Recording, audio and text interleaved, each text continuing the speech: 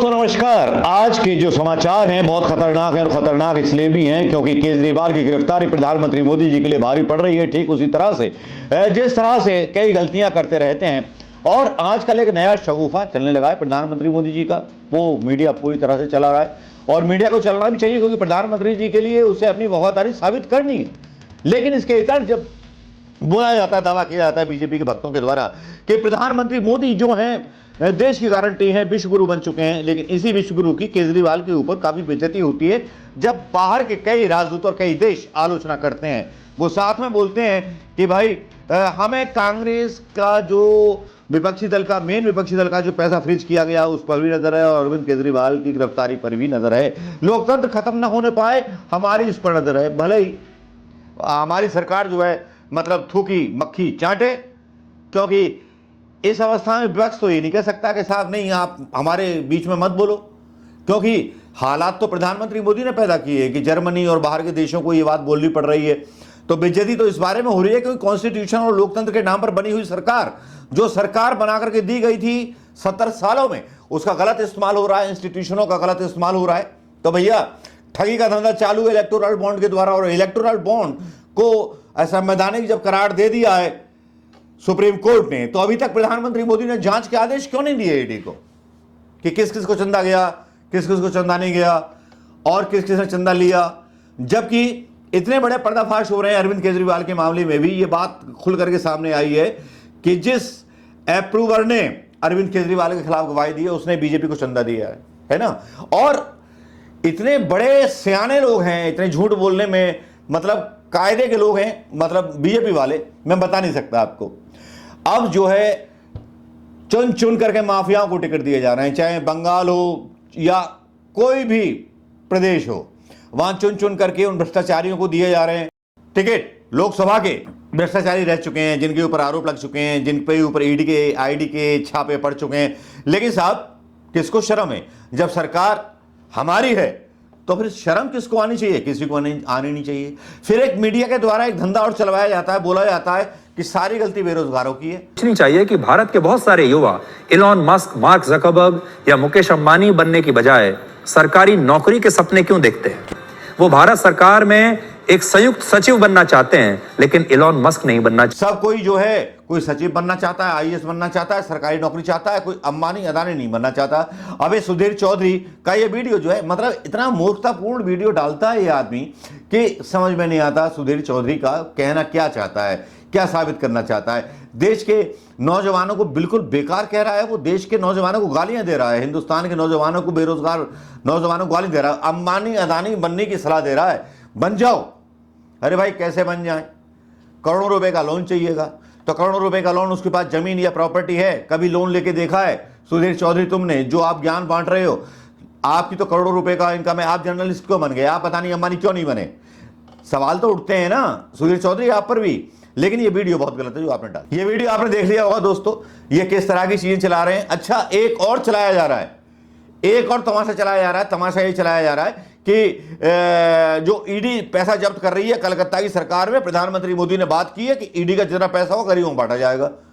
तो प्रधानमंत्री मोदी तो जब 2014 में इलेक्शन लड़ रहे थे तो 15-15 लाख रुपए स्विस बैंक से निकाल करके डाल रहे थे, और स्विस बैंक तो स्टेट बैंक ऑफ इंडिया को बना दिया, हिंदुस्तान में बना दिया, इलेक्टोरल बॉन्ड का चंदा ले लिया। भाई साहब दोस्तों, ना आपको सुनने की ज्यादा आदत है, ना मेरी ज्यादा कहने की आदत होनी चाहिए, क्योंकि मैं जानता हूं कि 3.5 या 4 मिनट का वीडियो आपको बहुत पसंद आता है, ज्यादा की बकवास पसंद नहीं आती। लेकिन आज की बकवास नहीं है, आज की पूरी राम कहानी है। राम कहानी है कुछ लोगों की, कुछ दुखी लोगों की।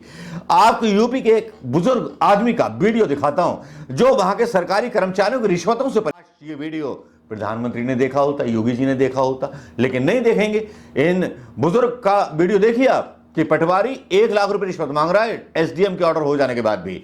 ये केवल इसकी बात नहीं है एक आदमी की, यूपी में हर घर की कहानी है, और हिंदुओं की कहानी है, उन हिंदुओं की जिन पर दावा करते हैं प्रधानमंत्री मोदी के राशन हम बांट रहे हैं। देखिए, ये एम नैन नाम के एक यूट्यूब चैनल ने जो है वीडियो लिया, मतलब बनाया है interview.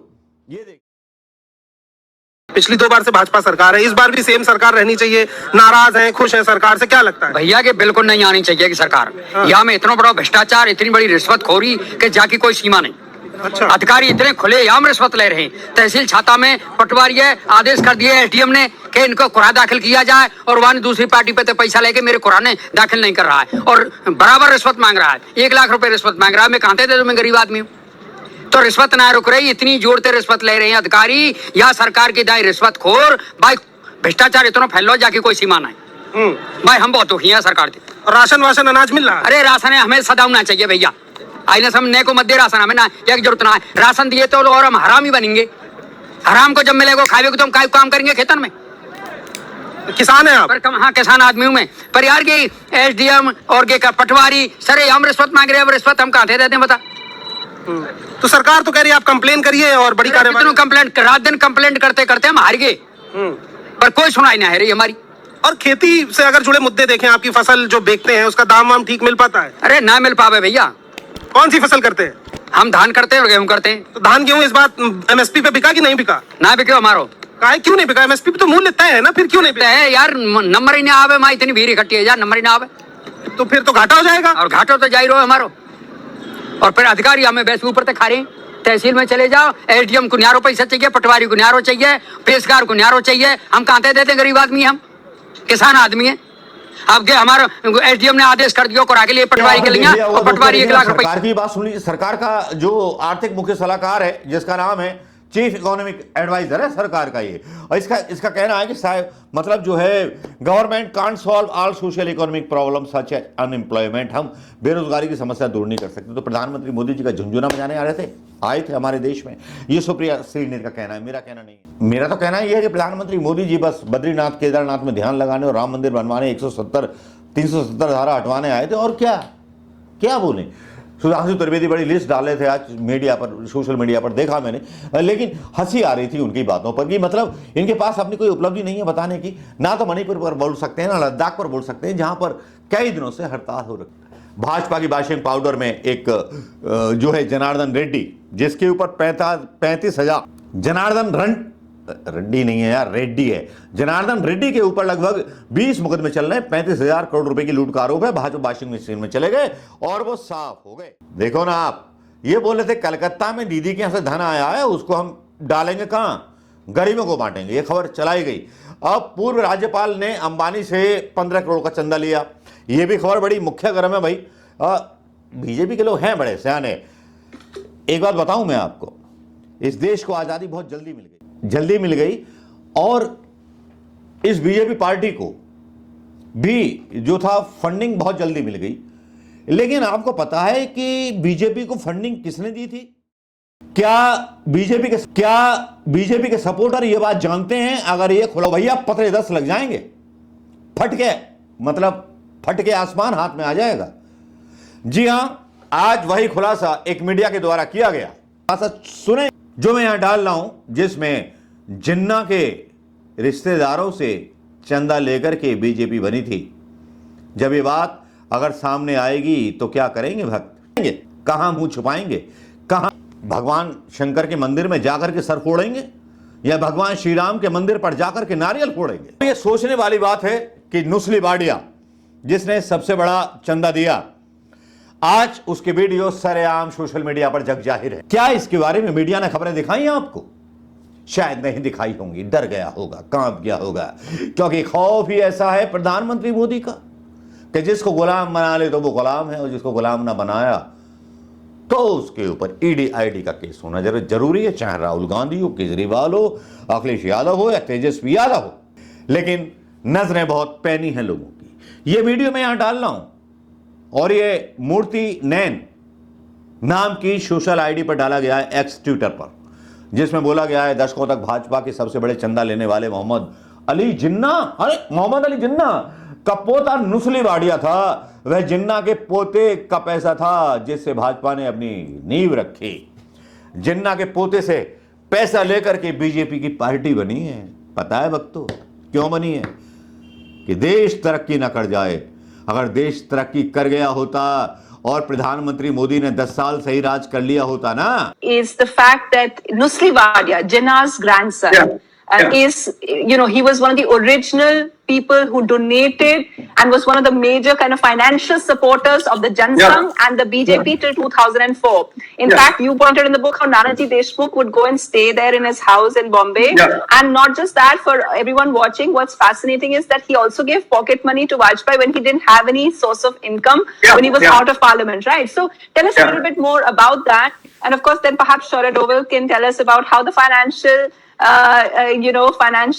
status of the BJP has changed from that of a modest party and now the richest party, perhaps. So Sunetra, I can't make this up. Jinnah's grandson is the single biggest funder, or not the single biggest, but the biggest funder of the BJP from roughly the early 70s to all the way till 98. Because once the BJP is in the cusp of power, then all the corporates are running, right, to them. The greatness of Nanaji Deshmukh and of Nasli Wadia is that they supported the Jan Sangh and the BJP when they were down, right? And by the time Pramod Mahajan, becomes the money face of the BJP in the early 90s, all the Bombay corporates realized that the BJP has to come to power and we have to hedge our bets. That makes Nasli Wadia even more remarkable. He also supported them during the emergency, right? And they had and he used to consider someone like Nanaji Deshmukh like his uncle or his father, and I can't tell you how different the social backgrounds of these two are. Nanaji Deshmukh wears a dhoti, speaks halting English. Nasli Wadia is, one of the richest families in India and the grandson of Muhammad Ali Jinnah. Jinnah had just one daughter who he disinherited, who married, and the daughter married Wadia. Jinnah himself married one of the richest Parsi families, the Petets. Of course, and Nasli remained behind. तो सबको free cylinder मिलते और किसी को ration बांटने की जरूरत ना पड़ती, सबको भत्ता जा रहा होता, महंगाई भत्ता। जहां विदेशों ने प्रधानमंत्री मोदी पर सवाल उठा दिए हैं, वहां प्रधानमंत्री मोदी के माथे पर भी पसीने आ गए हैं, क्योंकि प्रधानमंत्री मोदी ने कई गलतियां ऐसी कर दी हैं कि जिससे सुप्रीम कोर्ट से लेकर के हर जगह सवाल उठ रहे हैं। एक नई आफत और आ गई है, एक नया कांड और कर डाला है प्रधानमंत्री मोदी ने। प्रधानमंत्री मोदी ने 600 वकीलों की चिट्ठी सुप्रीम कोर्ट में दायर कराई है, जिसमें 600 वकील बोल रहे हैं कि भाई जो है न्यायपालिका पर प्रश्न उठ रहे हैं, न्यायपालिका के फैसलों पर प्रश्न उठ रहे हैं कि राजनीतिक नेता जो है प्रभावित कर रहे हैं। तो ये इशारा क्या मोदी की तरफ है, जिसमें हरीश साल्वे भी, या अमित शाह की तरफ है? चिट्ठियां तो आपने पढ़ ली होंगी, चिट्ठियों के पढ़ने का मौसम तो होता ही रहता है। चिट्ठी आई है, चिट्ठी आई है, बहुत दिनों के बाद चिट्ठी आई है, और चिट्ठी ने अपनी हकीकत में सरकार की पोल खोल दी है कि नेता, उस चिट्ठी में बोला गया है कि नेता खोल देते हैं, मतलब खुद ही केस लगाते हैं और खुद ही केस वापस कर लेते हैं जब उनकी पार्टी में कोई नेता शामिल हो जाता है। हरीश साल्वे जो है बहुत मतलब हिमायत करते रहते हैं सरकार की। देखिए ना, हरीश साल्वे पर कितनी डांट पड़ती सुप्रीम कोर्ट की अदालत में, लेकिन फिर भी चिट्ठी आई है, चिट्ठी आई है। और साथ में तकिया कलाम ये भी कि प्रधानमंत्री जी की, मोदी की पोल खोल रही है। लेकिन एक वीडियो हम यहाँ दिखाएंगे, क्योंकि एक वीडियो और भी चल रहा है, एक वीडियो मिले।